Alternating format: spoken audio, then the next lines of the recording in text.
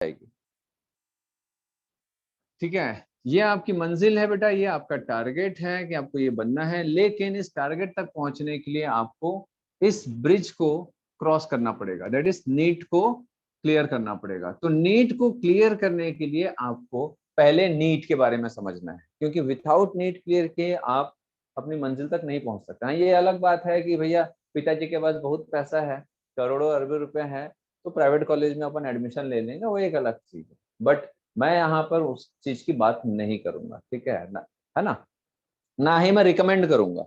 अगर आपके पास बहुत पैसा है कि आप एक मेडिकल कॉलेज खरीद भी सकते हो, तो भी मैं आप लोगों को यही बोलूंगा कि बेटा जो करना है अपने दम पे करो, लाइफ एक बार मिलती है हमको, ठीक है, और जो करना है अपने दम से करना है, कोशिश करने में क्या जाता है। ठीक, तो अब ये नीट अब क्या चीज है, तो भैया नीट जो रहता है बेटा, ये 180 क्वेश्चंस का एक पेपर होता है, ठीक है, 180 क्वेश्चन का मल्टीपल चॉइस क्वेश्चन।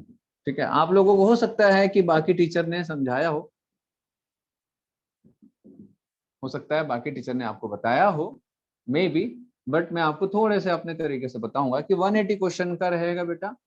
कितने देर के लिए रहता है, तो 3 आवर्स का रहता है। कितने देर के लिए, 3 आवर्स का। 3 आवर्स में कितने मिनट होते हैं, तो 180 मिनट्स होते हैं। तो 180 मिनट जो रहते हैं 180 क्वेश्चन के लिए होते हैं। 180 मिनट 180 क्वेश्चन के लिए होते हैं। तो 180 क्वेश्चन जो रहेगा उसमें कितने सब्जेक्ट से क्वेश्चंस आएंगे बेटा, मालूम होगा आप लोगों को, आंसर कर सकते हो, कितने सब्जेक्ट से क्वेश्चन आता है? Physics chemistry bio. फिजिक्स, ठीक है, फिजिक्स केमिस्ट्री बायो। एक और चीज यार मैं आप लोगों से शेयर करूंगा, मैं हमेशा अपने फर्स्ट मतलब शुरुआत के 2-4 क्लासेस में हमेशा बोलता हूँ कि आप लोगों को ना एकदम एक्टिव रहने की आदत डालनी पड़ेगी। आप डॉक्टर बनने जा रहे हो, जो एक मोस्ट एक्टिव पर्सन होता है, ठीक है, कोई भी क्रिटिकल कंडीशन हो, कोई भी इमरजेंसी कंडीशन हो, उनको हैंडल करने आता है, ठीक है। तो एकदम रिलैक्स रहना है, लेकिन एक्टिव रहना है, समझ आ रहा बात आप लोगों को, और कॉन्फिडेंट रहना है। और कॉन्फिडेंस कैसे आता है, तो जब हम किसी चीज का सामना करते हैं, जब हम किसी चीज के लिए आगे आते हैं, तो हमारा कॉन्फिडेंस बढ़ता है। तो सीधी सी बात है, अगर हम पीछे पीछे रहेंगे तो हम कॉन्फिडेंट नहीं है, इसलिए हम पीछे पीछे हैं किसी चीज के लिए। जब हम खुल के आगे आते हैं, हाँ बताओ क्या चीज है, तो ये हमारा कॉन्फिडेंस है जो हमको आगे लाता है। तो मैं आप सभी से यही चीज बोलूंगा कि बेटा कॉन्फिडेंस बिल्ड करो, कॉन्फिडेंस बिल्ड करो। आप यहाँ पढ़ो, चाहे दुनिया में कहीं भी कोचिंग में पढ़ो या स्कूल में पढ़ो, से कोई फर्क नहीं पड़ता। आपको लाइफ में सक्सेस होना है भाई, नीट क्लियर करना है, डॉक्टर बनना है, तो आपको कॉन्फिडेंस आप में होना चाहिए। तो कॉन्फिडेंस कैसे आएगा, मैं जैसे क्वेश्चन पूछ रहा हूँ तो कई लोग फिजिक्स केमिस्ट्री मन में सोच रहे हैं, अरे भाई बोलो ना क्या दिक्कत है ना। हो सकता है कोई कॉमर्स बोल दे, मैं ऐसा नहीं बोल रहा हूँ कि आपको नहीं आता, मैं वो हो सकता है कॉमर्स बोल दे गलती से, बट क्या हो गया, आपने बोला तो आप तो आगे तो आए ना, ठीक है। उसी को हम कॉन्फिडेंस बोलते हैं। कॉन्फिडेंस का मतलब ये नहीं होता है कि भैया हम पहाड़ पे चढ़ के फोटो खिंचा रहे हैं, ठीक है, वो कॉन्फिडेंस नहीं होता है। आपको चीजों को आगे आने के लिए आप में वो थोड़ी सी हिम्मत हमें होनी चाहिए, और इसमें कोई बहुत बड़ी हिम्मत की जरूरत नहीं पड़ती है। आपको मालूम है कि आप कौन से प्रोफेशन में जा रहे हो, तो आपको मालूम होना चाहिए कि उस प्रोफेशन में लोग, डॉक्टर को जब तक कॉन्फिडेंस नहीं होगा तो भैया अब आप समझ ही गए होगे, कॉन्फिडेंस ही नहीं है तब तो गया, कहानी खत्म है फिर, ठीक है। तो हम, आप ऐसा डॉक्टर नहीं बनना चाहोगे जिसमें कॉन्फिडेंस की कमी हो, और ऑब्वियसली मरीज भी ऐसे डॉक्टर के पास इलाज नहीं कराना चाहेंगे। तो फिजिक्स केमिस्ट्री बायोलॉजी, ठीक है। तो फिजिक्स के लिए जो रहता है बेटा, फिजिक्स 45 क्वेश्चंस होते हैं, ठीक है, केमिस्ट्री 45 क्वेश्चंस होते हैं, और बायो का 90 क्वेश्चंस का पेपर होता है, ठीक है। बायो 90 क्वेश्चंस होते हैं, टोटल 180 क्वेश्चन होता है, ठीक है। फिर मैं एक सवाल हमेशा पूछता हूँ बच्चों से कि बेटा हर एक क्वेश्चन को बनाने के लिए आपको कितने मिनट मिलते हैं? पर मिनट 1 मिनट, ठीक है, 1 मिनट, है ना। लेकिन आपको ध्यान रखना है कि हम यही चीज सीखेंगे, यही चीज हम प्रैक्टिस करते हैं कि हर क्वेश्चन के लिए 1 मिनट से कम समय मिलता है, ये हमको मान के चलना है, ठीक है। और हमको ऐसा पढ़ाई करना है, खास तौर पे फिजिक्स केमिस्ट्री बायो का, उसमें भी बायो का, जैसे मैं बायोलॉजी पढ़ा रहा हूँ तो मैं उसकी स्ट्रेटेजी आपको बताऊंगा ठीक है, तो बायो हमको ऐसे पढ़ना है कि आपको 90 मिनट में बायो सॉल्व नहीं करना है पेपर के समय। 90 मिनट में बायो सॉल्व नहीं करना है, आपको कोशिश करना है कि 40 मिनट के आसपास, ठीक है, around 40 minute, around 40 to 45 minutes के आसपास बायो सॉल्व करें। मतलब आधे मिनट में आपको एक बायोलॉजी के क्वेश्चन को सॉल्व करना है, ये आपका एवरेज टाइम होना चाहिए। फिर आप बोलेंगे कि सर इसके लिए मतलब बायो से हम लोगों को 40 टू 45 मिनट, चलो 45 मिनट हम लोगों ने बायो सॉल्व कर लिया, बाकी का जो 45 मिनट है वो क्या? तो आपको बता दूं, केमिस्ट्री के 3 पार्ट होते हैं, physics, physical chemistry, organic and inorganic, जिसमें से ऑर्गेनिक और इनऑर्गेनिक भी कम समय लेगा, 1 मिनट या उससे कम समय लेता है। फिजिकल केमिस्ट्री जो होता है उसमें वो पूरा कैलकुलेटिव होता है, ठीक है, मैथमेटिक्स यूज होता है, कैलकुलेशंस करते हैं आप, तो उसमें समय ज्यादा जाता है, तो वहां समय लगाना है, 1 मिनट से थोड़ा ज्यादा लग जाता है। फिजिक्स मैक्सिमम फिजिक्स क्या होता है बेटा? फिजिक्स क्या है एक्चुअल में, है ना, मैथमेटिक्स का एप्लीकेशन होता है, ठीक है। तो ये जो रहेगा इसमें आपको 45 मिनट में 45 क्वेश्चन सॉल्व नहीं होंगे, आपको 45 क्वेश्चन को सॉल्व करने में आपको 45 मिनट से ज्यादा का समय देना पड़ेगा। तो यहाँ पर जो ज्यादा समय देना है, यहाँ जो ज्यादा समय देना है, वो कहाँ से खींच के लाओगे आप? बायोलॉजी से खींच के लाओगे। इसका क्या मतलब होता है कि बायोलॉजी आपका इतना स्ट्रांग होना चाहिए कि जैसे ही क्वेश्चन देखे सट से आंसर आना चाहिए और बस गोला डालो, हो गया खत्म, ठीक है। तो हमको ऐसे पढ़ाई करना है। तो ये क्या है, मैं आपको बता रहा हूँ कि कैसे रास्ते पे चलना है, कौन कौन से रास्ते पे चलना है, और किस रास्ते में तेजी से जाना है, किस रास्ते में थोड़ा संभल के जाना है, किस रास्ते में मीडियम स्पीड रखना है। तो ये इस हाई स्पीड वाला रास्ता है, ये मीडियम स्पीड, थोड़ा सा स्लो स्पीड। स्लो स्पीड इसलिए बोल रहा हूँ क्योंकि क्वेश्चंस बड़े बड़े होते हैं, आपको कैलकुलेशंस के थ्रू उसको सॉल्व करना रहता है। तो ये हमारी एक स्ट्रेटेजी होती है, ठीक है। समझ आ रहा है आप सभी लोगों को? और यस। कॉन्फिडेंस रखना है, सबसे पहली बात, सबसे पहली बात बेटा कॉन्फिडेंस, ठीक है। मेरी एक आदत है, मैं पढ़ा तो जरूर हूँ, चाहे डेमो हो चाहे नॉर्मल क्लास हो, जब भी मैं पढ़ाऊंगा मैं आपसे चीजें पूछूंगा। ऐसा बिल्कुल नहीं सोचना है कि यार मुझे नहीं आता है, 4 लोगों के सामने मेरी बेइज्जती हो जाएगी, कोई बेइज्जती नहीं होगी, ठीक है। आप पढ़ने आए हो, मैं पढ़ाने आया हूँ, आपको यही सोचना है कि आप जो रहते हैं सिंगल हैं, बस एक पर्सन मेरे से पढ़ रहे हैं या किसी भी टीचर से, ठीक है। अगर कोई चीज पूछते हैं तो आपको भले गलत आंसर दो, लेकिन गलत आंसर देते हो ना, कोई बात नहीं, 2 आंसर गलत दो, फायदा क्या होगा उससे? एक चीज है बेटा याद रखना, ह्यूमन टेंडेंसी होती है, ठीक है, ह्यूमन जो ब्रेन होता है वो सही चीजों से ज्यादा ना गलत चीजों पे फोकस करता है।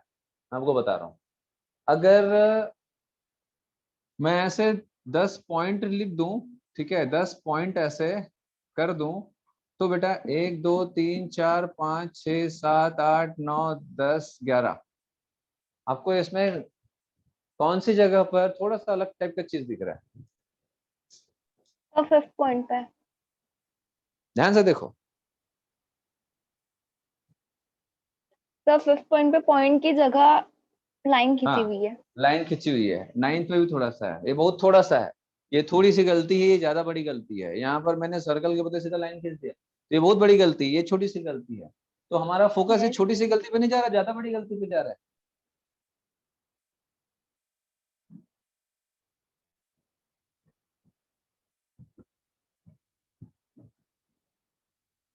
ठीक है, ये हमारा ज्यादा बड़ी गलती पे जा रहा है हमारा ध्यान। क्यों ऐसा? क्यों? क्योंकि हम डिफरेंसेस को जल्दी से सेपरेट कर देते हैं, हमको ध्यान रहता है, हमको याद रहेगा, ये एग्जांपल आपको याद रहेगा, मैं आपको बता रहा हूँ, ठीक है। तो वैसे ही जब हम गलत आंसर देते हैं तो हमारा दिमाग ज्यादा एक्टिव रहता है, अरे यार मेरा आंसर गलत हो गया। फिर जब आप नीट देंगे, जब आप क्वेश्चन सॉल्व करेंगे, एग्जाम में बैठेंगे, मैं आपको गारंटी दे रहा हूँ, जो जो आंसर आप गलत देते हो ना बेटा, ठीक है, उसको याद रखने की प्रोबेबिलिटी ज्यादा रहेगी, उस समय जल्दी याद आएगा। दूसरा, जब आप सही आंसर देते हो, ठीक है, तो आप में एक अलग से एक खुशी आएगी, एक अजीब सा मजा आएगा, अरे यार मैं सही आंसर दिया हूँ, मतलब आप में एक कॉन्फिडेंस डेवलप होगा। तो याद रखिएगा बेटा, सही गलत कुछ नहीं होता है, आंसर इज अ आंसर, दोनों से फायदा होता है, ठीक है। ये ह्यूमन साइकोलॉजी की बात बता रहा हूँ मैं, और ऐसा एग्जाम के लिए बहुत जरूरी होता है, ठीक है। समझ आ रहा है बात आप लोगों को? चलिए, यस तो सर।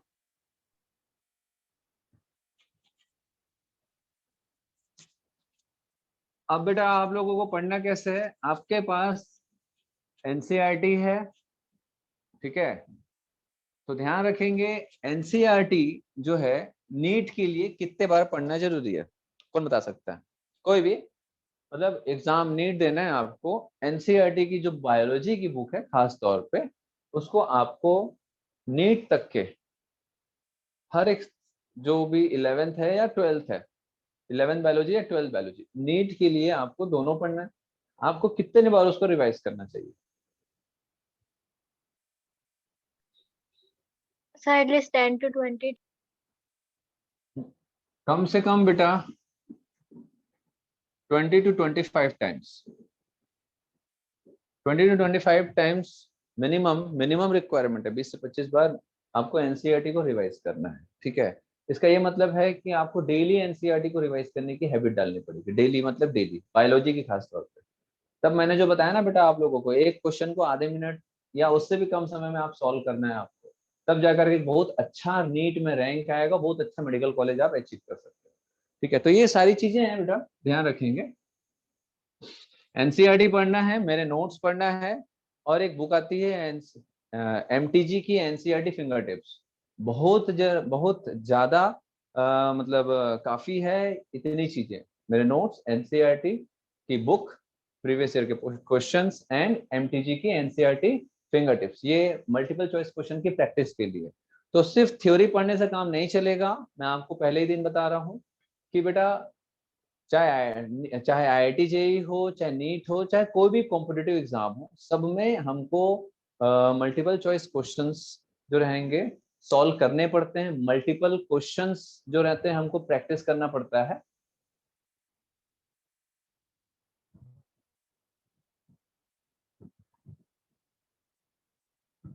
ठीक है, तो सिर्फ थ्योरी से पढ़ने से नहीं होगा, हमको क्वेश्चन भी कंटिन्यूअस सॉल्व करने हैं, ठीक है। जो भी चैप्टर पढ़ोगे उसके एमसीक्यू सॉल्व करने हैं पूरा, 50, 100, 150, 200, ठीक। चलिए तो चालू करते हैं, मैं ह्यूमन फिजियोलॉजी पढ़ाऊंगा, ह्यूमन फिजियोलॉजी। इसमें फर्स्ट चैप्टर लूंगा बेटा, पहला चैप्टर है इसका डाइजेस्टिव सिस्टम।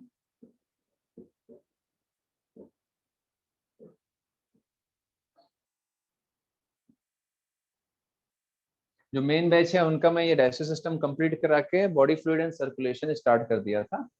आप लोगों का, बहुत सारे लोग जो नए हैं उनका नहीं हुआ है, तो मैं आपसे पूछूंगा बेटा डाइजेस्टिव सिस्टम, ठीक है, क्यों है?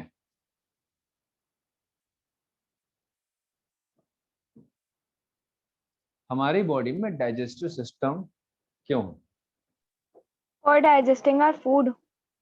फॉर डाइजेस्टिंग ऑफ फूड, ठीक है, फॉर डाइजेस्टिंग फूड। अब यहाँ पर दो चीजें आती है, एक डाइजेस्टिंग और फॉर डाइजेशन भी बोल सकते हो आप, है ना, बोल सकते हो, डाइजेस्टिंग ऑफ या डाइजेशन ऑफ फूड, ठीक है, एंड फूड।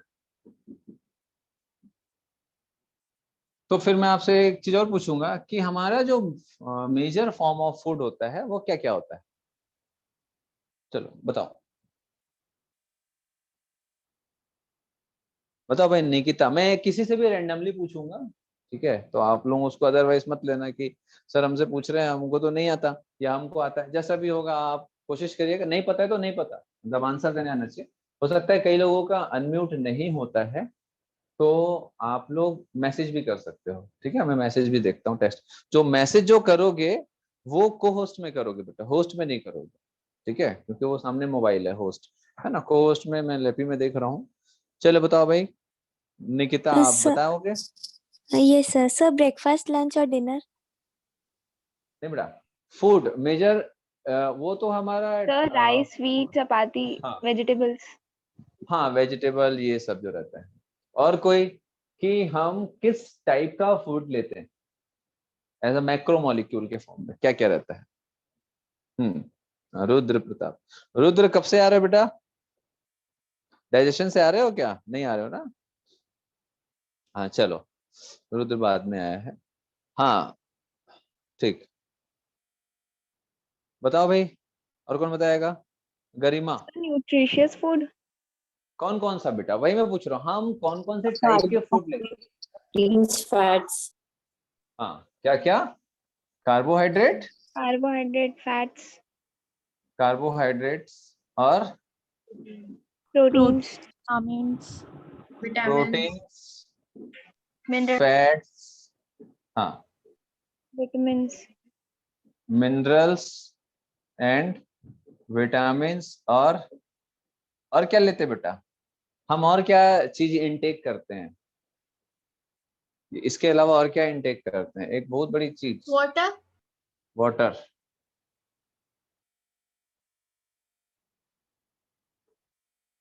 वाटर, ठीक है। चलिए, तो ये चीजें जो है ये तो हमारा एक मेजर फॉर्म ऑफ फूड है।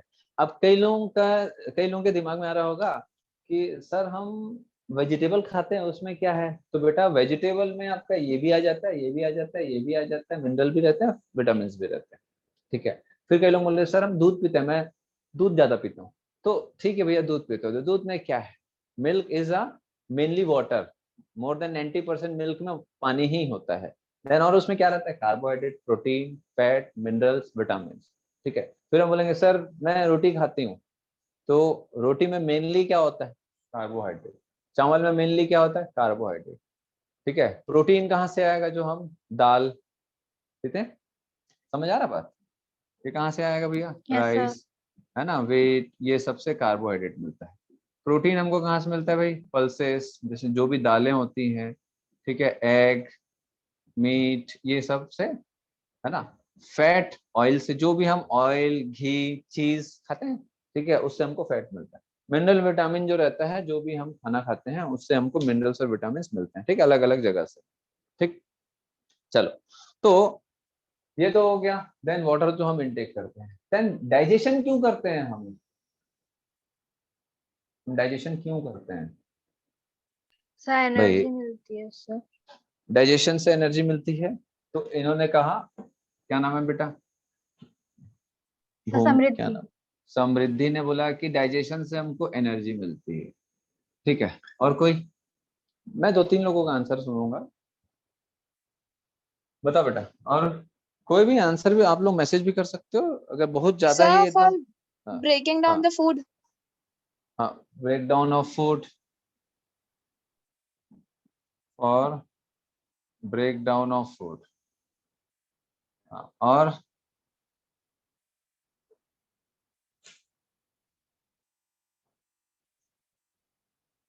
गलत ही बोलोगे ना यार, उससे ज्यादा क्या होगा? बोलने में क्या जाता है? बताओ भाई Parminder.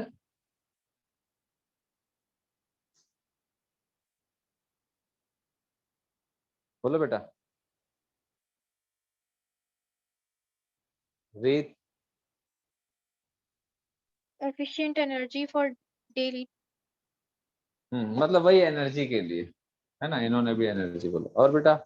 breakdown of carbohydrates into sugars, break down of food, वही हो गया बेटा, यही हो गया break down of food. Food को, है ना, जैसे अब आप बोल रहे हैं कार्बोहाइड्रेट को शुगर में कन्वर्ट करना है, ठीक है। देन और कोई? तृप्ति, भूमि, 2 लोग है, भूमि, भूमिका। Sir, digestion is done with the help of enzymes. चलो, डाइजेशन डन विथ एंजाइम। और कोई? बहुत सारा आंसर आ रहा है। और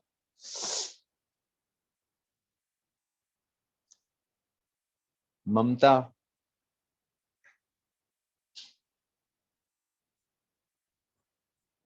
नहीं समझ आ रहा है, नहीं पता बोल दो, कोई दिक्कत नहीं है, वो भी एक अच्छी चीज है बोलना, है ना।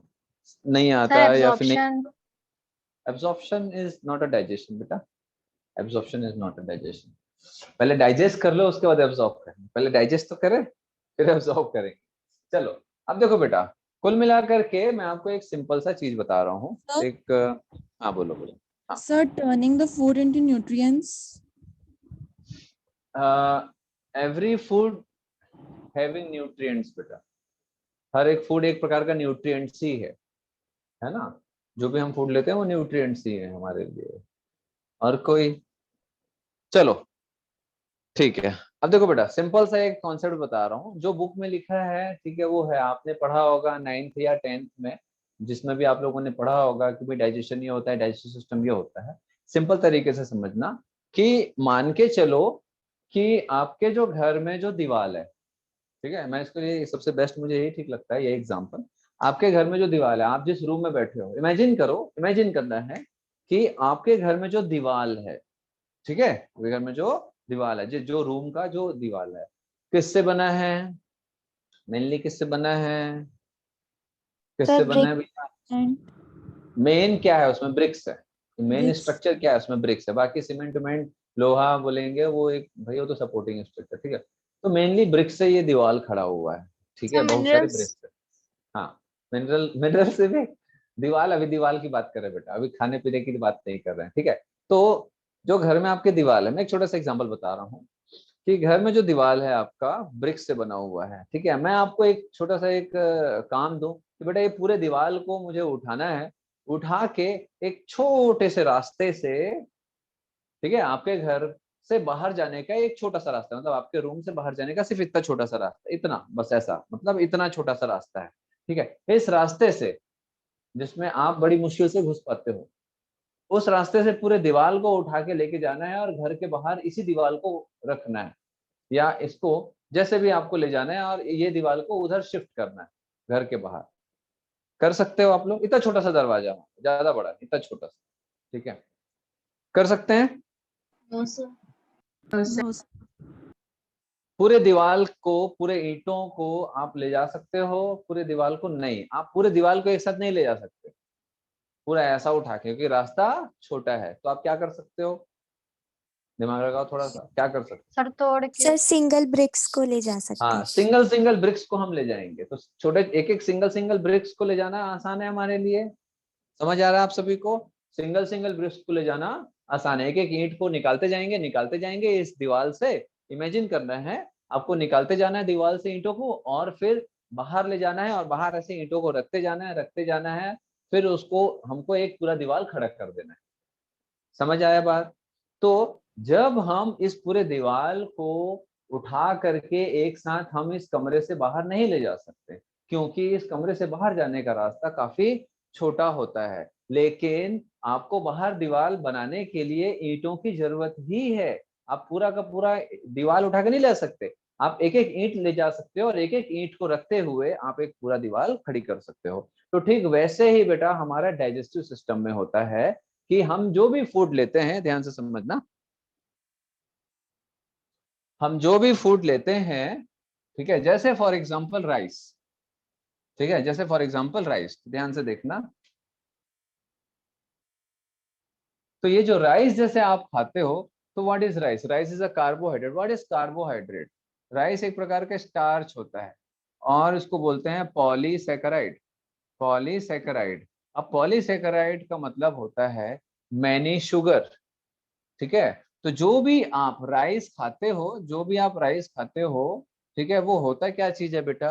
वो ग्लूकोज की लंबी लंबी चेन होती है, बहुत सारे ग्लूकोज, ये देखो ये बहुत सारे ग्लूकोज की लंबी चेन है। जैसे समझ आ रहा है बात? बहुत सारी लंबी ग्लूकोज की चेन होती है, ढेर सारी ग्लूकोज होती है, ठीक। अब हम लोगों ने राइस खाया, हमारे स्टमक में गया, हमारे स्मॉल इंटेस्टाइन में गया, तो ये राइस गया। लेकिन आप लोगों ने, कई लोगों ने बोला कि भाई हमको इससे एनर्जी चाहिए, इससे हमको एनर्जी मिलती है। तो भैया खाने से एनर्जी कैसे मिलती है? मैं आपको बता दूं, फूड को इनटेक करने से या फूड का डाइजेशन से हमको एनर्जी नहीं मिलता है। मैं आपके आगे चल के बताऊंगा कि एनर्जी कैसे बनता है, वो एक दूसरा चैप्टर है। रेस्पिरेशन में हम पढ़ते हैं कि फूड से एनर्जी कैसे बनती है, लेकिन हम फूड ले तो सही पहले। तो फूड जो हम खाते हैं वो एकदम लंबी सी चैन होती है, जैसे कोई भी एक दीवार जो रहती है वो ईंटों की लंबी चैन होती है, बहुत सारे ढेर सारे ईंटों से एक दीवार बनता है। वैसे ही राइस हो चाहे दाल हो, वो बहुत सारे, जैसे फॉर एग्जांपल राइस है या व्हीट है, बहुत सारे ग्लूकोज की लंबी चैन से बनती है, ठीक है। अब बेटा यहाँ पर मैं एक छोटा सा आप लोगों को डायग्राम के थ्रू समझाऊंगा। जैसे ये हमारे स्टमक है, ये हमारे स्मॉल इंटेस्टाइन है, ये आप लोगों ने क्लास 9-10 में पढ़ा होगा। ठीक है, तो मान के चलो बेटा ये हमारा फूड है जो भी हम खा रहे हैं। जैसे फॉर एग्जांपल राइस है, ठीक है, ध्यान से समझना। जैसे फॉर एग्जांपल राइस, तो राइस को हम लोग जब डाइजेस्ट करते हैं, कैसे डाइजेस्ट करेंगे उसको देखेंगे बाद में। ठीक है, तो इमेजिन करो। अच्छा, एक और चीज, हमारी बॉडी के कौन कौन से पार्ट को फूड चाहिए होता है? हमारी बॉडी के कौन कौन से पार्ट को फूड चाहिए होता है? कौन बताएगा? कोई भी जल्दी से। Stomach. हमारी बॉडी के कौन से ऑर्गेन को या पार्ट को एनर्जी की जरूरत होती है? Heart. All parts. बेटा पूरे बॉडी पार्ट्स। ठीक है, नाखून के सेल से लेकर के हमारे हेयर के सेल्स तक, बॉडी के हर एक ऑर्गेन को, हर एक पार्ट्स को, हर एक टिश्यू को, हर एक सेल्स को, every each and every cell need energy. बिना एनर्जी के हमारी बॉडी का कोई भी सेल जिंदा नहीं रह सकता, और सेल की डेथ हो जाएगी। सेल की डेथ होगी, वो टिश्यू की डेथ होगी, टिश्यू की डेथ होगी, वो ऑर्गेन की डेथ हो जाएगी, और एक ऑर्गेन की डेथ हुई तो उससे रिलेटेड दूसरा ऑर्गेन भी जाएगा ही जाएगा, और पूरी बॉडी की डेथ हो जाएगी। तो बेटा एक चीज याद रखना, आप जो भी खाते हो या पीते हो वो एक्चुअल में आप अपनी बॉडी के हर एक सेल के लिए खाना या पीना करते हो। जो भी कुछ खाते पीते हो वो आपकी बॉडी के हर एक सेल के लिए होता है। Every cell, heart, lung, liver, kidney, brain, eye, mouth, हाथ, हड्डी, मसल्स, जो भी आपके बॉडी में टिश्यू है या सेल्स हैं, जो भी सेल्स आप जानते हो या नहीं भी जानते हो जिस सेल के बारे में, हर एक सेल, पैर के नाखून से लेके सर के बाल तक, हर एक सेल को एनर्जी चाहिए जिंदा रहने के लिए। बिना एनर्जी के कोई सेल जिंदा नहीं रह पाता। तो हर सेल को एनर्जी चाहिए, और एनर्जी मिलता है फूड के थ्रू, फूड के थ्रू। ठीक है, समझ आ रहा बात? जो हम इंटेक करते हैं, तो हम जरूर खाते हैं, स्टमक में है, स्मॉल इंटेस्टाइन में जाता है, लेकिन वो हमारी बॉडी के हर एक सेल तक पहुंचता है। जैसे फॉर एग्जांपल ग्लूकोज, ग्लूकोज हमारी बॉडी के हर एक सेल को चाहिए ताकि ग्लूकोज से एनर्जी बन सके और एक सेल ग्लूकोज खा के जिंदा रह सके। तो फिर मैं एक सवाल आपसे पूछूंगा कि ग्लूकोज जो है हमारी बॉडी के हर एक सेल तक जाएगा कैसे?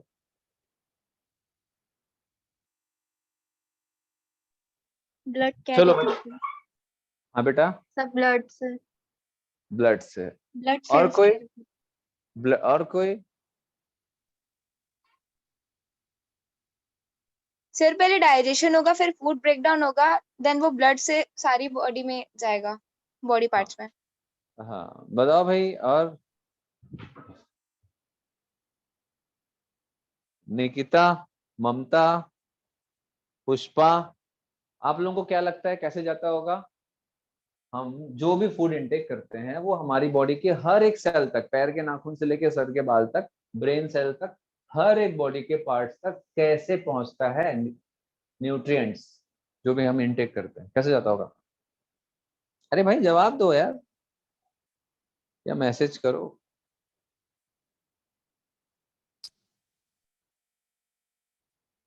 आप लोग अभी भी सोचते हो, आप अभी भी अगर मतलब घबरा रहे हो, या हो सकता है आप शाय हो, शर्मा रहे हो, तो बेटा आपको बता दूं, ठीक है पहली सर क्लास। आर्टरीज आंसर है क्या? Arteries, arteries. ठीक है ठीक है। और कोई? थ्रू आरबीसी आंसर आ रहा है, रीत का आरबीसी। ठीक है, और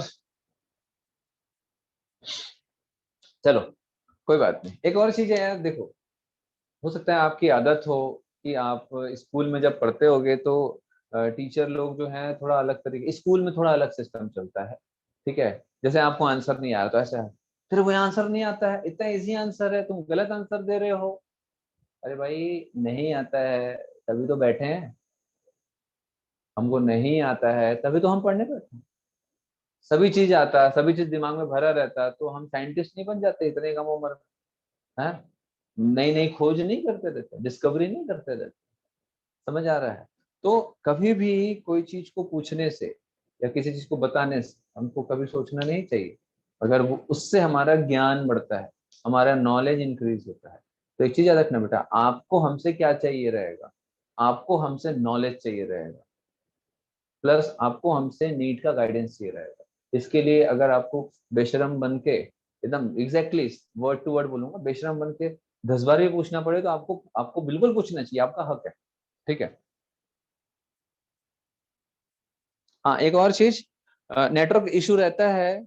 और एक और चीज बोलूंगा बेटा कि कई बच्चे पिछले साल 11th में जो थे, वो लोग इसीलिए पूरा साल अपना खराब कर दिए कि वो लोग ऑफलाइन का वेट कर रहे थे, ठीक है।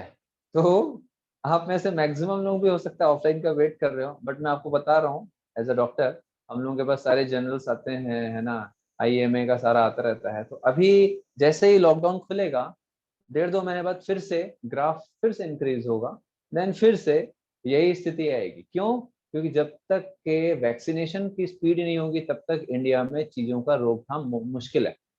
तो फिर से अभी 4 महीना तो भूल जाओगे कुछ होना है, मैं आपको बता रहा हूँ। 3-4 महीना तो बेटा ऑफलाइन स्टार्ट होना बहुत मुश्किल है। अगर चालू भी हो रहा है तो वो इलीगल तरीके से होगा, मतलब चोरी छुपे लोग पढ़ाएंगे, बट वो ठीक नहीं है। मतलब कोई अगर इन्फेक्ट हो गया या बच्चा इन्फेक्ट हो गया, कौन रेस्पॉन्सिबल होगा? बच्चे के कारण पेरेंट्स इन्फेक्ट हो गए तो कौन रेस्पॉन्सिबल होगा? तो आप लोग कहीं भी पढ़ो, मैं आपको ऐसा नहीं बोलूंगा कि हमारे पास पढ़ो, कहीं भी पढ़ो, लेकिन पढ़ना स्टार्ट करो।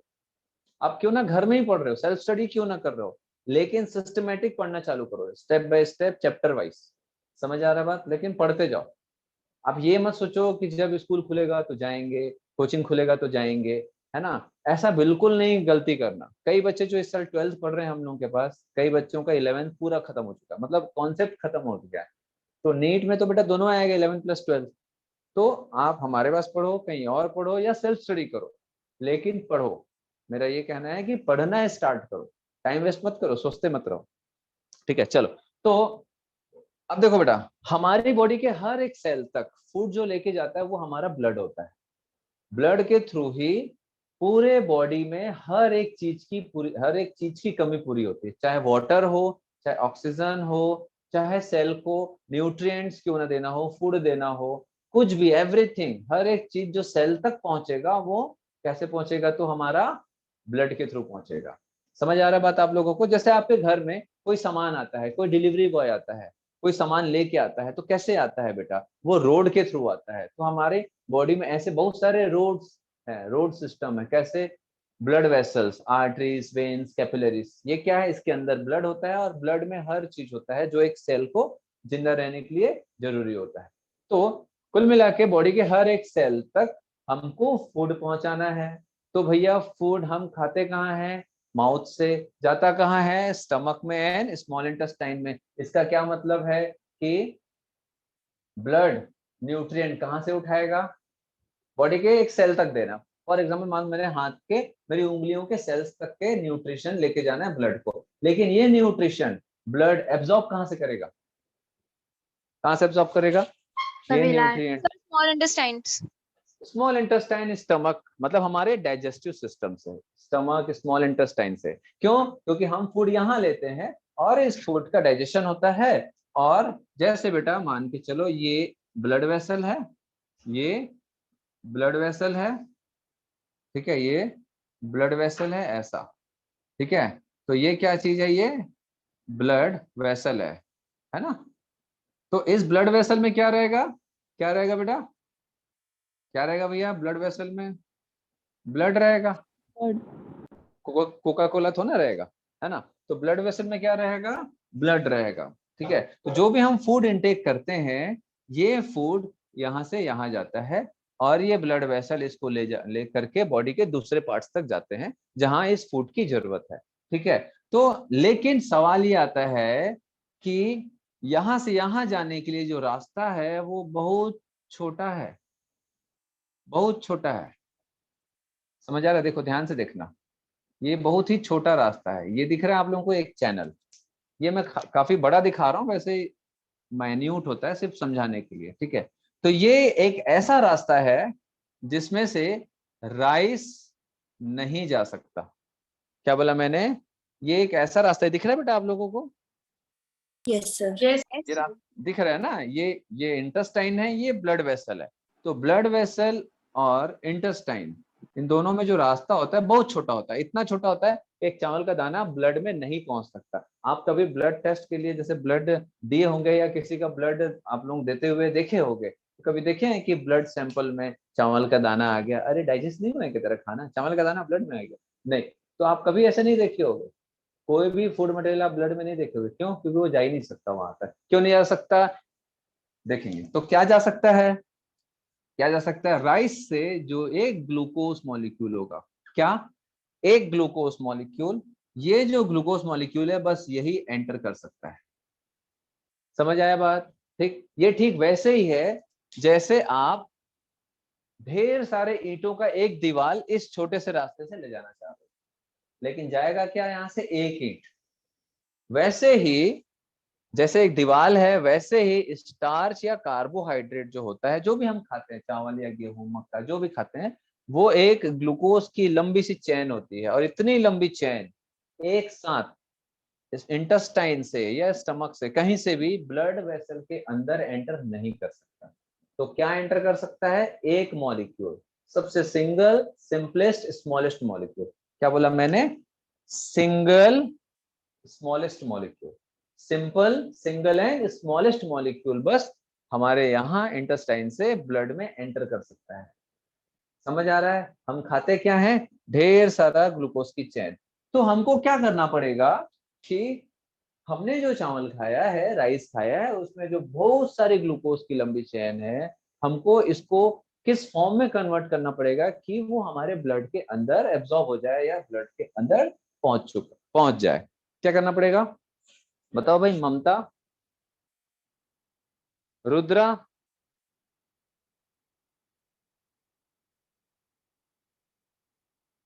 परमिंदर, समृद्धि। सर क्वेश्चन एक बार बता दो। क्वेश्चन मेरा ये है कि जैसे हम एक दीवार को बिना तोड़े, है ना, सब पूरे ब्रेक दीवार डाउन। को उठा, हाँ उठा के हम एक छोटे से रास्ते से हम घर के बाहर नहीं ले जा सकते, हमको इसको तोड़ के एक एक ईंट को बाहर ले जाना पड़ेगा।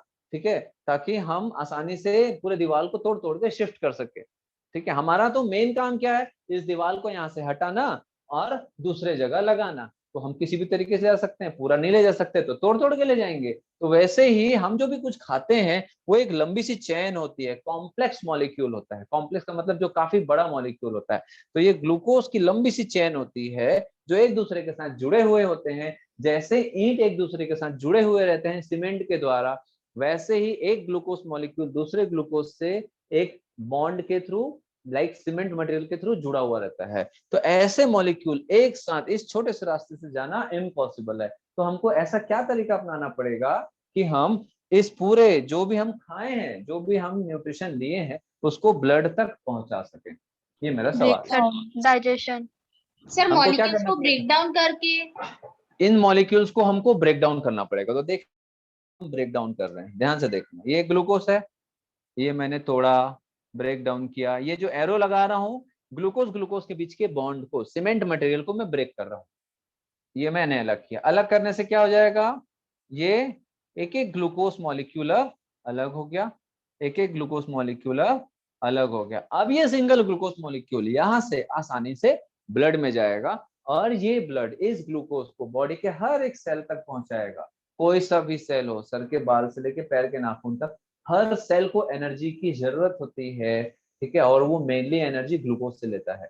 तो ग्लूकोज ऐसे हमारे इंटेस्टाइन से ब्लड में जाएगा और ब्लड आपको मालूम है सर्कुलेट होता है पूरे बॉडी में, है ना, और वो हर एक बॉडी के सेल्स तक जो रहता है ग्लूकोज को पहुंचाएगा और उस ग्लूकोज को खा के हर एक सेल अपने आप को जिंदा रखेगा।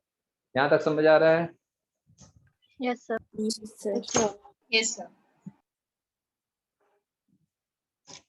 चलो, तो सवाल यहाँ पर एक और आता है कि यार हम जब दीवार को तोड़ेंगे तो ईंटों को अलग करेंगे तो कैसे करेंगे? क्या हाथ से ऐसे उखाड़ लेंगे उसको?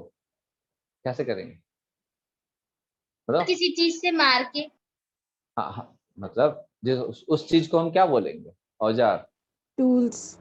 कोई भी एक टूल्स होगा, औजार होगा, जिससे कि हम ईंटों के बीच के, मेनली हमको कैसे अलग करना है, ईंटों को एक दूसरे से कैसे अलग करना है है ना, उसके सीमेंट मटेरियल को तोड़ के किसी औजार से, छीनी हथौड़े से हमको उसको तोड़ना रहेगा, एक एक ईंटों को अलग करना रहेगा। सिंपल है बेटा, आप लोग एक नॉर्मल चीजों को जानते हो, है ना, ऐसा आप देखे भी हो, है ना। तो यहाँ पर तो हम छीनी हथौड़े नहीं लगा सकते ना, ठीक है, ये तो मॉलिक्यूलर लेवल का होता है।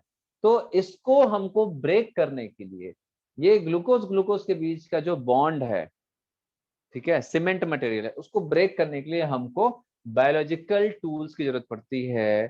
समझ आ रहा बात, है ना, उसको बोलते हैं एंजाइम्स। वो बायोलॉजिकल टूल जो होता है जो इसको ब्रेक डाउन करेगा, उसको बोलते हैं एंजाइम। तो ये एंजाइम इसके बीच के बॉन्ड्स को ब्रेक करेगा और इनको अलग करेगा। तो कहीं किसी ने यहाँ पर मेरे को बताया था, यहाँ पर एंजाइम के थ्रू होता है। तो बेटा ये कैसे होता है, समझ आ गया आप लोगों को, समझ Yes, आ रहा sir. है? यस तो सर। व्हाट इज डाइजेशन, क्या होता है डाइजेशन? बुक का पहला लाइन होता है, आप लोग 9th-10th में भी पढ़ते हो, डेफिनेशन जो होता है डाइजेशन ऑफ फूड का, जो डेफिनेशन है कि मैक्रोमोलिक्यूल को ब्रेक डाउन करेंगे एंजाइम की मदद से और उसको सबसे simplest, smallest and absorbable form में कन्वर्ट करेंगे। कैसे, क्या बोला मैंने? कॉम्प्लेक्स फॉर्म को ब्रेक करेंगे एंजाइम की मदद से और इसको सबसे simplest, smallest and absorbable form में कन्वर्ट करेंगे।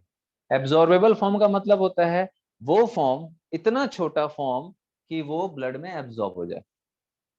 समझ आ रहा है? तो what Yes. Is digestion? What is digestion? It is a process in which macromolecule, large molecule are converted or break down by the help of enzyme in smallest, simplest absorbable form. तो complex molecule को सबसे simplest absorbable form में convert करने के process को हम क्या बोलते हैं? डाइजेशन बोलते हैं। अब मैंने इतना लंबा चौड़ा कहानी क्यों बताया है? जो भी चैप्टर पढ़ोगे पहले उस चैप्टर का मीनिंग को समझना जरूरी होता है। हम जब सर्कुलेटरी सिस्टम पढ़ेंगे तो जो बच्चे सर्कुलेटरी सिस्टम का भी डेमो अटेंड किए हैं, उनको पहले मैंने सर्कुलेशन क्या है ये बताया है, ब्लड क्या होता है, ब्लड के जो फंक्शंस होते हैं पहले मैंने उनको समझाया अच्छे से, तभी तो हम आगे बढ़ पाएंगे ना। हमको मालूम ही नहीं है डाइजेशन क्यों कर रहे हैं और दुनिया भर का पूरा चैप्टर पढ़ के बैठ गए। ठीक है, ये समझ आया बेटा? अब बात ये आती है कि Yes, sir. प्रोटीन क्या होता है। Protein is also a long chain of amino acids. Protein is also a long chain of amino acids. इसका मतलब क्या है कि जब आप दाल खाते हो, सोयाबीन खाते हो, एग खाते हो, मीट खाते हो, जो लोग भी खाते हैं नॉनवेज, है ना, या फिर जो वेजिटेरियन जो प्रोटीन सोर्स होते हैं, जब पनीर खाते हो, ठीक है, दाल खाते हो, तो वो भी क्या होता है, वो भी एक मैक्रोमोलिक्यूल है। उसको भी हमको ब्रेक डाउन करना है। तो कैसे? अमीनो एसिड के बीच के बॉन्ड को ब्रेक करके सिंगल सिंगल अमीनो एसिड को अलग करना है, ताकि क्यों क्यों अलग करना है? क्योंकि single amino acid he simple, smallest and absorbable form होता है। समझ आया? वैसे ही फैट का फैटी एसिड होता है। क्लियर हुआ बेटा? Yes, sir. Yes sir. Yes, sir. तो डाइजेशन जो रहता है, मैंने यहाँ पर कहीं भी आप लोगों को ये नहीं बताया है कि डाइजेशन से हमको एनर्जी मिलती है। बताया है क्या यहाँ पर? बताया है No, sir. कहीं पर भी? देखो, मैंने डाइजेशन का आप लोगों को क्या मीनिंग बताया कि ये एक ऐसा प्रोसेस है, बायोलॉजिकल प्रोसेस है, जिसमें कॉम्प्लेक्स फूड को सिंपलेस्ट फूड में, glucose is the simplest food, enzyme की मदद से हम ब्रेक डाउन करते हैं। बस उसी को हम डाइजेशन बोलते हैं। आप दुनिया की किसी भी बुक में पढ़ोगे तो आपको लगभग यही मिलेगा। ठीक है, तो फिर आप लोगों का एक सवाल होगा, तो सर हम खाना खाते ही क्यों है? बोलो, खाना खाते ही क्यों है? क्या सिर्फ डाइजेशन करने के लिए खाते हैं? नो सर, हाँ? सर सर्वाइव करने के लिए। तो इससे तो एनर्जी का कोई लेना देना नहीं है, तो फिर हम सरवाइव करने के लिए हम खाते ही क्यों है? इससे तो एनर्जी का कोई लेना देना नहीं है, डायरेक्ट लेना देना नहीं है, ये अलग चीज है। बट बिना ये प्रोसेस के हमको एनर्जी का सोर्स नहीं मिलेगा। एक्चुअल में हम जो एनर्जी हमारे सेल में जो बनता है, हमारी बॉडी में जो एनर्जी बनता है, ये एनर्जी होती कहाँ है आपको मालूम है? Where is energy? हमारी बॉडी के हर एक सेल में एनर्जी बनता है बेटा। आप अपनी बॉडी को एज अ सिंगल चीज मत समझो। हमारी बॉडी जो है वो 10⁻26 नंबर ऑफ सेल्स का एक कंप्लीट स्ट्रक्चर है, मतलब ट्रिलियंस ऑफ सेल्स है हमारी बॉडी में, और सारे सेल में एनर्जी की रिक्वायरमेंट होती है जिंदा रहने के लिए। हमारी बॉडी का हर एक सेल में एनर्जी अगर फुलफिल रहेगा तो ही हम एनर्जेटिक फील करते हैं। ऐसा मत सोचो कि हम क्या है, we are nothing, we are a composite of a many types of cells. समझ आ रहा है? बहुत सारे सेल्स के मिक्सचर हैं हम, और हर एक सेल अपना अपना काम कर रहा है, इसलिए हम अपने हिसाब से काम करते हैं। चलो, तो ये एनर्जी कहाँ मिलेगी? ये एनर्जी बनती है हमारे हर एक सेल में। किससे? सोर्स क्या है? जैसे फॉर एग्जांपल भाई खाना बनता है, तो खाना बनाने के लिए हमको क्या की जरूरत पड़ती है भाई? जो भी खाना है, जैसे खिचड़ी बनाना है, तो खिचड़ी बनाने के लिए हमको क्या जरूरत है? दाल, चावल, ठीक है, और उसको पकाने के लिए कुकर, किस में पकाएं? आग में पकाएंगे, तो ये सारी चीज की जरूरत पड़ती है। तो वैसे ही एनर्जी प्रोड्यूस करने के लिए जो रॉ मटेरियल होता है, वो रॉ मटेरियल होता है glucose, amino acid, fatty acid, यही सब एक रॉ मटेरियल है। सेल में जाएगा और वहां पर वो एनर्जी बनेगा, और वो एनर्जी का इस्तेमाल करके सेल अपने आप को जिंदा रखेगा। तो मैं आप लोगों के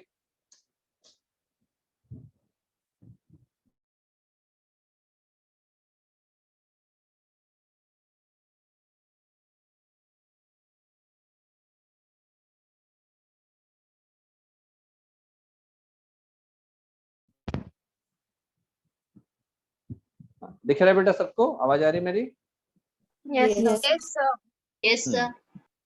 हाँ, तो क्या बोल रहा था मैं? चला गया था बीच में बोर्ड। क्या बोल रहा था? Sir, energy.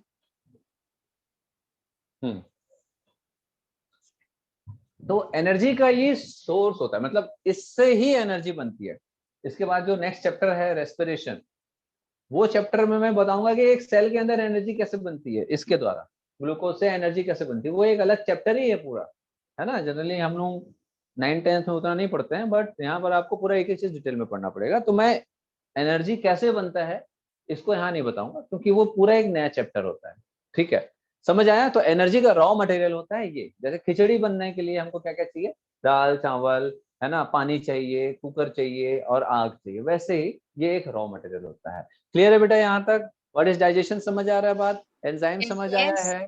ठीक है, जो भी हम फूड खाते Yes. हैं वो एक कॉम्प्लेक्स मॉलिक्यूल होता है, ये बताया मैंने आप लोगों को। चाहे कार्बोहाइड्रेट हो, प्रोटीन हो, जैसे दाल, पल्सेस, एग, मीट, फैट हो गया, मिनरल विटामिन हो गए। ठीक है, तो ये सब एनर्जी के लिए क्या होता है बेटा? एक सोर्स है। It is not a energy, it is a source of energy. Clear है इतना? Yes, Yes, sir. sir. है ना। आगे नेक्स्ट चैप्टर में आप पढ़ोगे कि इस ग्लूकोज को भी तोड़ा जाता है सेल के अंदर, देन उससे एनर्जी डिराइव किया जाता है। ठीक है, वो हम आगे के चैप्टरों में पढ़ेंगे। तो इतना हो गया, दैट इज डाइजेस्टिव सिस्टम। हम क्यों पढ़ते हैं? इसमें हम डाइजेशन ऑफ फूड पढ़ते हैं। तो फूड हमारा ये मेजर टाइप ऑफ फूड होता है, ठीक है, मेनली जिससे हमको एनर्जी मिलती है, या हमारे बॉडी के ग्रोथ के लिए, डेवलपमेंट के लिए, है ना, सेल डिविजन के लिए इंपॉर्टेंट होता है। तो क्लियर हो गया? अब भाई हम छोटे से बड़े भी होते हैं तो इन्हीं सबका इस्तेमाल करके बड़े होते हैं। पानी हमारे लिए चाहिए ही चाहिए। हम खाना भले नहीं खाएंगे, लेकिन पानी हमारे लिए बहुत ज्यादा जरूरी है। ठीक है, चलिए देन अब ये हो गया, हटा रहा हूं मैं इसको। स्क्रीनशॉट ले लिया करो बेटा आप लोग, ठीक है। और कृपया करके आप लोग बेटा जब भी पढ़ाऊं तो सेम डे चीजों को पढ़ा करो। देखो, मैं बेसिक कॉन्सेप्ट पे थोड़ा ज्यादा समय देता हूँ, ठीक है। जहाँ कॉन्सेप्चुअल चीजें हैं उसको मैं ज्यादा टाइम देता हूँ, और जो फैक्ट्स होते हैं, फैक्ट्स तो आपको याद रखने ही है, रटना ही है, लेकिन कॉन्सेप्ट्स को समझना ज्यादा जरूरी है। ये आपको ऐसे बुक में मिलेगा नहीं, बहुत सारी चीजें ऐसे बुक में रहती नहीं है, वो हमको समझना पड़ता है। बहुत सारे चैप्टर जब आप पढ़ते हो तो एक एक्यूमुलेटिव अंडरस्टैंडिंग आ जाती है ना। तो डाइजेस्टिव सिस्टम होता इसीलिए है ताकि हम फूड को डाइजेस्ट कर सकें। तो हम लोग फूड को डाइजेस्ट कर सकें, जिसके लिए ये सिस्टम है, तो हम लोगों ने देख लिया है। देन अब हमको क्या देखना है कि व्हाट इज डाइजेस्टिव सिस्टम। हम सिस्टम क्यों बोलते हैं? सिस्टम का मतलब होता है जिसमें बहुत सारी चीजें हो, है ना, बहुत सारे ऑर्गन इन्वॉल्व हो। तो डाइजेस्टिव सिस्टम में कौन कौन से पार्ट्स आते हैं? आप लोग पढ़े होगे बेटा 9th-10th में, कौन कौन से पार्ट्स आते हैं? फटाफट बोलो। Stomach, small intestine, Sir, large stomach, intestine. pancreas, So esophagus, और liver. चलो अब नहीं, आप लोग सही बोल रहे हो, गलत नहीं बोल रहा हूँ, लेकिन मैं बीच में थोड़ा सा रोकूंगा कि क्योंकि भगवान ने जैसा बनाया है आप ऐसा नहीं बोल रहे हो, ठीक है। ऊपर वाले ने इतना बढ़िया पहले मस्त माउथ बनाया है, देन उसके बाद इसोफेगस बनाया है, देन उसके बाद स्टमक बनाया है, ठीक है। हमको उसी सीक्वेंस में बोलना है, ठीक है। चलो ओके तो सर। हाँ, क्या है सबसे पहले? Mouth और buccal cavity. हाँ, माउथ और बक्कल कैविटी, है ना। देन और क्या है? उसके बाद क्या Esophagus. आएगा? Esophagus. हाँ, यहाँ पर माउथ के बाद एक और एरिया आता है जिसको हम बोलते हैं फेरिंग्स, ठीक है। देन फेरिंग्स के बाद क्या आएगा? ओसोफेगस, Esophagus, है ना। देन उसके बाद क्या आएगा? Stomach, liver, Stomach. Stomach. Stomach आएगा। देन उसके बाद क्या आएगा? Liver, Liver. Then हाँ। pancreas. फूड कहाँ है? फूड जो रहता है माउथ के बाद स्टमक, स्टमक के बाद लीवर में Small नहीं घुसेगा। intestine. The small intestine. हाँ, लिवर में फूड का एक दाना नहीं जाएगा, ठीक है, ध्यान रखेंगे। चलो, yes sir, स्मॉल इंटेस्टाइन, कोई बात नहीं, मैंने बोला ना बेटा, आपको बोलना ज्यादा जरूरी होता है। आंसर सही हो या गलत वो ज्यादा जरूरी नहीं है, आंसर सही होना या गलत होना वो सिर्फ एग्जाम के लिए जरूरी होता है। लेकिन जब आप लर्निंग सीखते हो तो सीखना इंपॉर्टेंट होता है, सही और गलत इंपॉर्टेंट नहीं होता। एग्जाम्पल के तौर पर जैसे आप साइकिल चलाते हो, जब आप साइकिल चलाना सीखते हो तो आपके लिए ये ज्यादा जरूरी है कि हम साइकिल को चलाना सीखें। हम एग्जैक्ट एकदम एक ही बार में हाथ छोड़ के ऐसा स्टंट मारना सीख जाए, ये नहीं हो सकता ना। तो बेटा आपको अगर साइकिल चलाना सीखना है, मतलब साइकिल आपको अगर चलाने आना चाहिए, तो पहले आपको उसको सीखना पड़ेगा। तो सीखने के दौरान तो हम गिरेंगे, फिर उठेंगे, कई बार हो सकता है बिना गिरे हम चल ले, है गलती से, कई बार हम बहुत बार गिरेंगे। तो यही होता है लर्निंग प्रोसेस। तो लर्निंग प्रोसेस में हमेशा गलतियां होती हैं, होनी भी चाहिए, और होने के चांसेस हमेशा बने रहेंगे। तो उस पर ध्यान नहीं देना है, लर्निंग पे ध्यान देना है, याद रखिएगा बेटा, ठीक है। देन जब फाइनल रिजल्ट, मतलब फाइनल जिस चीज के लिए हम सीख रहे हैं वो चीज में हमको फिर ध्यान देना रहेगा कि हमसे गलतियां कम से कम, बट लर्निंग प्रोसेस में गलतियां होने दो, जाने दो सबको। हाँ, मैं बीच बीच में टोकूंगा आप लोगों को, है ना। चलो, तो स्मॉल इंटेस्टाइन के बाद क्या है, क्या आएगा? Large large intestine. इंटेस्टाइन। मैं इसलिए बार बार बोल रहा हूँ बेटा क्योंकि आप कई लोगों में ना बचपन पढ़ते अच्छे हैं बच्चे, ठीक है, मतलब आप इंटेलिजेंट हो सकते हो बट कॉन्फिडेंट नहीं हो सकते, जरूरी नहीं है, दोनों अलग अलग चीजें हैं। मेरा काम यही है कि आपको कॉन्फिडेंट बनाना, कॉन्फिडेंट हर चीज में होना चाहिए, ठीक है। गलत भी हो तो भी सर यही मेरे को लगता है ऐसा, तो फिर मैं बताऊंगा नहीं बेटा ये ऐसा नहीं, समझ आ रहा है। तो स्मॉल इंटेस्टाइन के 3 पार्ट होते हैं, क्या क्या होते हैं? जो भी So पता है बताओ। duodenum. हाँ, डिओडेनम, देन और कोई? आप में से कई लोगों को आता होगा ये आंसर, मैं बता रहा हूँ, लेकिन बोलने से हिचकिचाते हैं। Jejunum. हाँ, जेजुनम एंड एंड एंड और कोई आंसर कर रहे हैं क्या कोई मैसेज में? चल, इलियम, ठीक है। लार्ज इंटेस्टाइन के 3 पार्ट होते हैं बेटा, इसके 3 पार्ट होते हैं, क्या क्या? सीकम, नहीं आता है तो ऐसे नहीं सोचना मेरे कुछ नहीं आता, तभी तो आप बैठे हो। Caecum, colon and rectum. Rectum जो रहता है it opens in anal canal and anus, ठीक है। क्या इसमें फूड का डाइजेशन हो जाएगा? क्या इस सिस्टम में फूड का डाइजेशन हो जाएगा? आयना में जवाब दो। Yes, sir. No sir. नहीं, क्यों? सर बाकी एंजाइम्स के लिए लीवर एंजाइम तो है ही नहीं। हाँ, एंजाइम तो है ही नहीं भाई। हमने दीवार तोड़ने के लिए एक जगह डिसाइड कर लिया कि हाँ यहाँ पर मैं खड़े होकर दीवार तोड़ूंगा, लेकिन दीवार तोड़ूंगा कैसे? हथियार तो है ही नहीं छीने हथौड़ा, तो हमको हथियार की भी जरूरत है। तो ध्यान रखना डाइजेस्टिव सिस्टम में दो पार्ट होते हैं। पहला होता है alimentary canal. Alimentary canal, alimentary canal में यही सारी चीजें आएंगी, यही सारी चीजें आएंगी, ये पूरा एलिमेंट्री कैनाल के पार्ट्स होते हैं। और जो दूसरा होता है वो होता है digestive glands. Digestive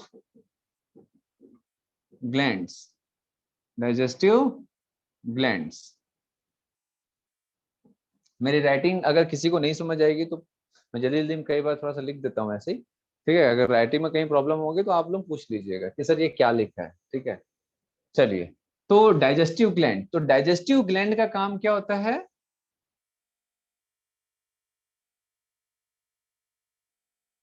synthesise and secrete enzymes. तो बेटा हम लोगों ने देखा ना, बिना एंजाइम के तो हम दो मॉलिक्यूल को अलग नहीं कर सकते, और बिना अलग करे तो एब्जॉर्प्शन होगा ही नहीं, ब्लड के अंदर जाएगा ही नहीं, तो एंजाइम की जरूरत पड़ती है। तो एंजाइम को बनाने के लिए भाई हर छीनी हथौड़ी कहाँ बनते हैं? क्या आप घर पे बनाते हो? नहीं, कहाँ? फैक्ट्री में बनता है ना। तो जैसे छीनी हथौड़ी दैट इज हथियार फैक्ट्री में बनता है, वैसे ही एंजाइम्स जो होते हैं उसका भी एक पर्टिकुलर लोकेशन होता है जिसको बोलते हैं डाइजेस्टिव ग्लैंड्स, ठीक है। तो कौन कौन से डाइजेस्टिव ग्लैंड्स होते हैं? 5 टाइप के। क्या क्या? क्या क्या बेटा? अरे बोलो भाई, जो आता है वो बोलो। salivary gland, सलेवरी ग्लैंड, और कोई लीवर वीवर बोल रहा gastric था? gland, लीवर कोई बोल रहा था, और gastric gland, गैस, हाँ, pancreas sir, पेनक्रियाज भी है, हाँ ठीक है। गैस्ट्रिक ग्लैंड, ठीक है, पेनक्रियास, लीवर, एक और होता है इंटेस्टाइनल ग्लैंड।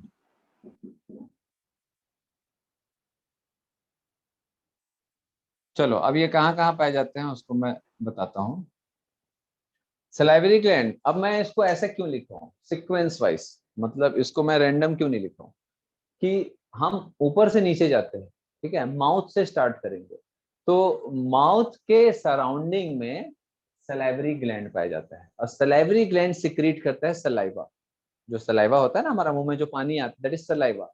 सलाइवा में सलाइवरी एंजाइम्स होते हैं, डाइजेस्टिव एंजाइम्स होते हैं, ठीक है। इसीलिए वो एक salivary gland is a digestive gland, क्योंकि ये सिक्रीट करता है एंजाइम जो फूड को डाइजेस्ट करेगा, है ना। एक एक करके आगे चल के देखेंगे। गैस्ट्रिक ग्लैंड, गैस्ट्रिक ग्लैंड जो रहता है वो हमारे स्टमक में होता है। इसका क्या मतलब हुआ कि माउथ के बाद, इसका क्या मतलब हुआ कि माउथ के बाद सीधा स्टमक में डाइजेस्टिव ग्लैंड है, मतलब फेरिंग्स और इसोफेगस में, फेरिंग्स और इसोफेगस में कोई भी डाइजेस्टिव ग्लैंड नहीं है। ऐसा भी क्वेश्चन आता है कि भैया इनमें से किस में डाइजेस्टिव ग्लैंड नहीं पाए जाते, तो इन दोनों में नहीं पाए जाएंगे। तो माउथ में मिलेगा, माउथ के सराउंडिंग में, और स्टमक में मिलेगा हमको डाइजेस्टिव ग्लैंड।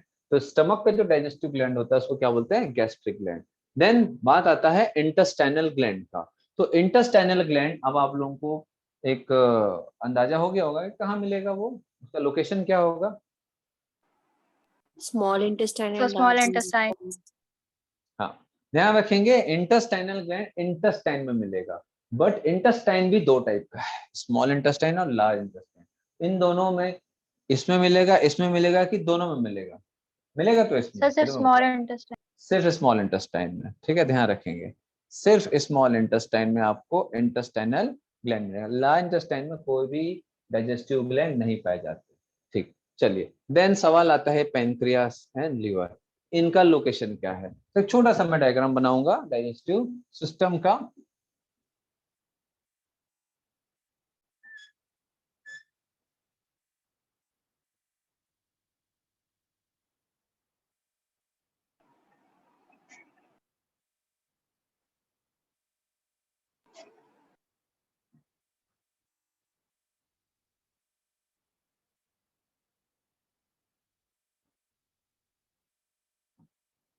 ये क्या है बेटा?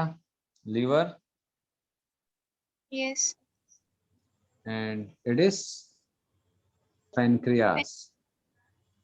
ठीक है, तो ये क्या चीज है? It is pancreas. ओह,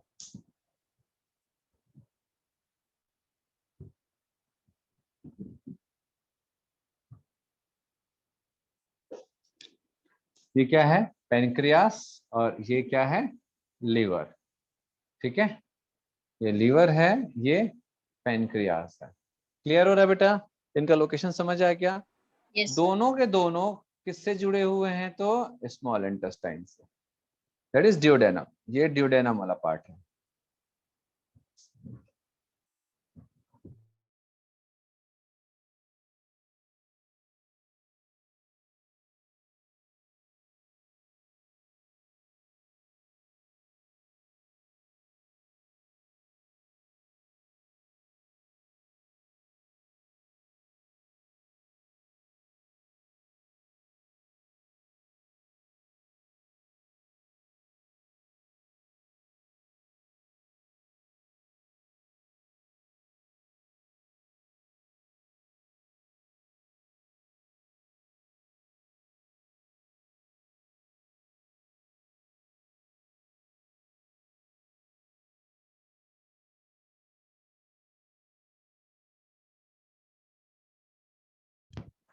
आ रहा बेटा? बोर्ड आ रहा है?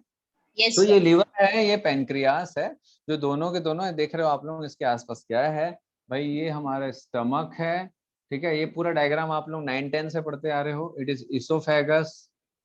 ठीक है, इट इज इसोफेगस। और ये स्मॉल इंटेस्टाइन है ना, स्मॉल इंटेस्टाइन का ये ड्यूडेनम है, ये जेजेनम वाला पार्ट है। ठीक है, इसको मैं बाद में और अच्छे से डिस्कस करूंगा।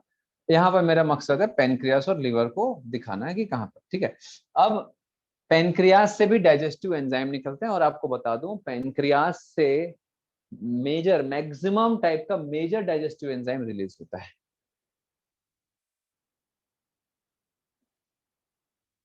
पैनक्रियास से मेजर और मैक्सिमम टाइप का डाइजेस्टिव एंजाइम रिलीज होता है। लेकिन इन चारों को बस मिला दो तो ये चार बस डाइजेस्टिव एंजाइम सिक्रीट करते हैं। ठीक है, लेकिन लीवर एक लौता ऐसा डाइजेस्टिव ग्लैंड है जिसमें से कोई भी एंजाइम सिक्रीट नहीं होता। No any digestive enzyme. ठीक है, क्या बोला मैंने? कोई भी डाइजेस्टिव एंजाइम लीवर से सिक्रीट नहीं होता। सलाइवरी ग्लैंड से होगा, गैस्ट्रिक ग्लैंड से होगा, इंटेस्टाइनल ग्लैंड से होगा, पैनक्रियास से होगा। चारों से एंजाइम बनेंगे। ठीक है, एंजाइम चारों से बनेगा, बट बेटा लीवर से कोई भी एंजाइम रिलीज नहीं होता है ना। ये नीट का बहुत फेवरेट क्वेश्चन है, कई बार आ चुका है, ध्यान रखेंगे, ये कई बार आ चुका है। ठीक है, क्लियर हो रहा है? फिर एक सवाल आपके दिमाग में हो सकता है आ रहा हो, तो काहे को इसको डाइजेस्टिव ग्लैंड की कैटेगरी में रखे हैं?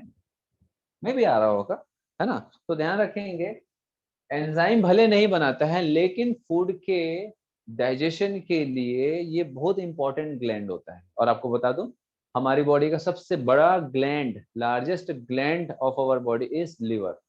ठीक है, तो लिवर में ऐसी चीजें सिक्रीट होती हैं जो फूड के डाइजेशन के लिए इंपॉर्टेंट है, और इसके सिक्रेशन के बिना एक टाइप के फूड का डाइजेशन नहीं होता। तो मेनली हमारी बॉडी में मतलब कौन से टाइप का फूड जाता है? बताइए, हम कौन कौन से कैटेगरी का फूड इनटेक करते हैं? चावल, दाल, सब्जी, भाजी, ये सब की बात नहीं कर रहा हूँ। अब आप बायोलॉजी के स्टूडेंट हो, उसके रेस्पेक्ट में बताओ। Carbohydrate, minerals, protein. vitamins. Protein. Mineral vitamin is not a major type of food बेटा। मिनरल विटामिन जो रहते हैं, ध्यान रखेंगे, ये मेजर कैटेगरी ऑफ फूड में नहीं आते हैं। ठीक है, तो मेनली जो मेजर कैटेगरी ऑफ फूड में आते हैं वो कार्बोहाइड्रेट है, प्रोटीन है और फैट है। ये हमको ज्यादा अमाउंट में चाहिए। मिनरल विटामिन बहुत स्मॉल अमाउंट में चाहिए रहता है। ठीक है, बहुत स्मॉल में। ये भी हमारा फूड का एक पार्ट होता है, न्यूट्रिएंट है ये भी हमारे लिए, बट मेजर वैरायटी जो लार्ज क्वांटिटी में चाहिए तो वो कार्बोहाइड्रेट, प्रोटीन एंड फैट होता है। तो आपको बता दूं कि फैट का कंप्लीट डाइजेशन जो रहता है बिना लीवर के नहीं हो सकता। तो लीवर ऐसा क्या करता है कि फैट के डाइजेशन में हेल्प करता है। तो सर ये बाइल जूस सीक्रेट करता है। बाइल जूस बनाता है। आप लोगों ने पढ़ा होगा 9th-10th में, it synthesize and secrete bile juice. It synthesize and secrete bile juice. तो बाइल जूस के बिना फैट का कंप्लीट डाइजेशन इम्पॉसिबल है। तो भैया हमको फूड के डाइजेशन के लिए जो भी ग्लैंड की मदद चाहिए होती है ना, उसी को हम क्या बोलते हैं, डाइजेस्टिव ग्लैंड। तो डाइजेस्टिव ग्लैंड का मतलब होता है कि भाई फूड के डाइजेशन में हेल्प करे एंजाइम के द्वारा या किसी दूसरे तरीके से। ठीक है, तो ये लीवर जो रहता है ये बिना एंजाइम के दूसरे तरीके से बाइल जूस के द्वारा फैट के डाइजेशन को इंक्रीज कर देता है, एनहेंस कर देता है। क्लियर बेटा, यहाँ तक समझ आ रहा है आप लोगों को? Yes, sir. ठीक है, चलिए।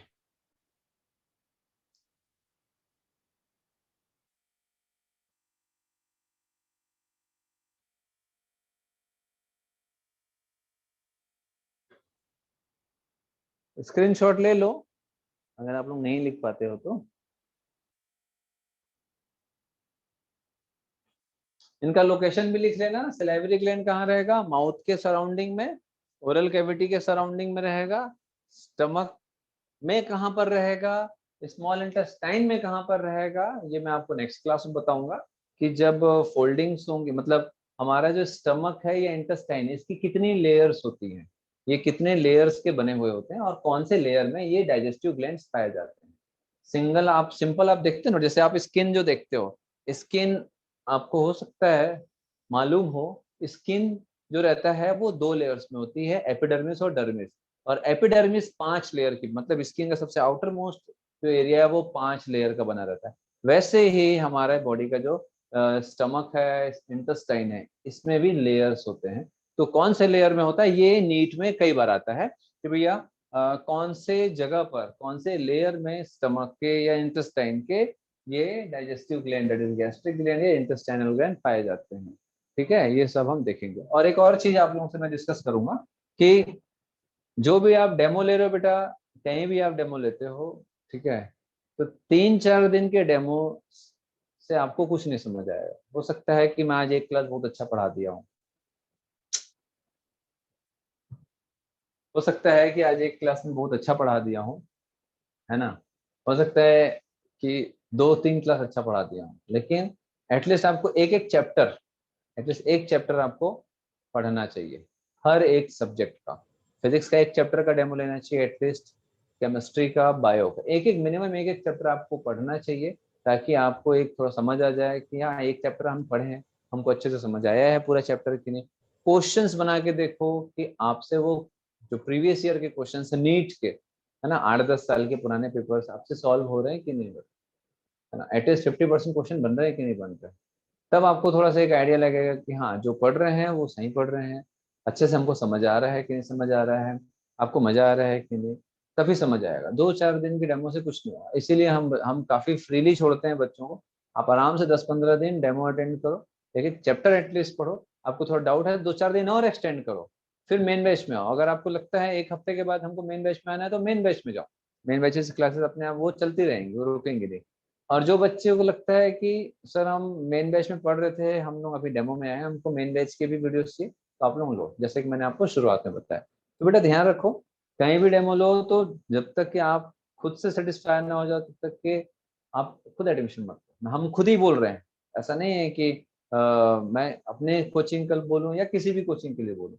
सेटिस्फैक्शन सबसे पहली जरूरत होती है। ठीक है, 2-4 दिन से आपको कुछ नहीं समझ आएगा, हो सकता है 2-4 दिन में बेवकूफ बनाया जा सकता है आसानी से। ठीक है बेवकूफ बनाना इन द सेंस कि